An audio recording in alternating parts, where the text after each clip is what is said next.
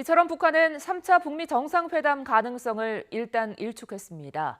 하지만 트럼프 미국 대통령이 11월 대선 승리와 더불어 북핵 문제 해결 자체에도 관심을 가진다면 성사 가능성이 작게 남아 있는 것으로 분석됩니다.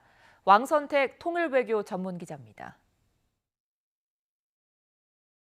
제3차 북미 정상회담 가능성이 최근 거론되는 것은 11월 미국 대선을 4개월 정도 앞둔 시점과 관련이 있습니다. 코로나19 대응 부진 등으로 어려움에 처한 도널드 트럼프 미국 대통령이 마지막 반전 카드로 북미 정상회담을 활용한다는 시나리오입니다.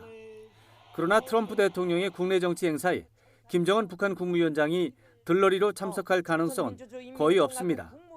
최선희 북한 외무성 제1부상도 담화를 통해 국내 정치에만 관심 있는 미국과 마주 앉을 일이 없을 것이라고 단언했습니다.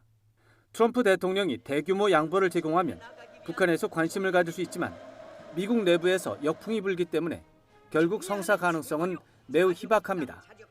다만 북미 정상회담이 성사되는 시나리오가 아예 없는 것은 아닙니다.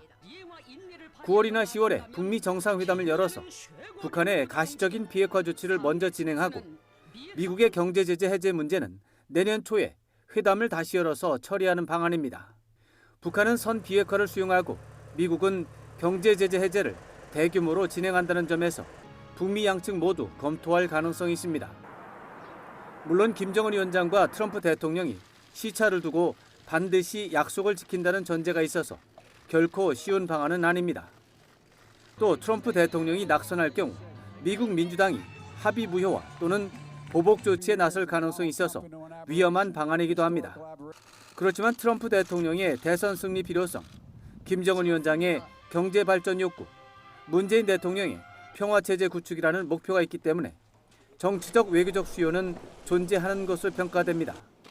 비핵화라는 명분을 결합하고 불안 요소와 위험 요소를 최소화할 수 있다면 성공 가능성이 존재하기 때문에 결국 우리 정부의 외교 역량이 최종 변수가 될 것으로 관측됩니다.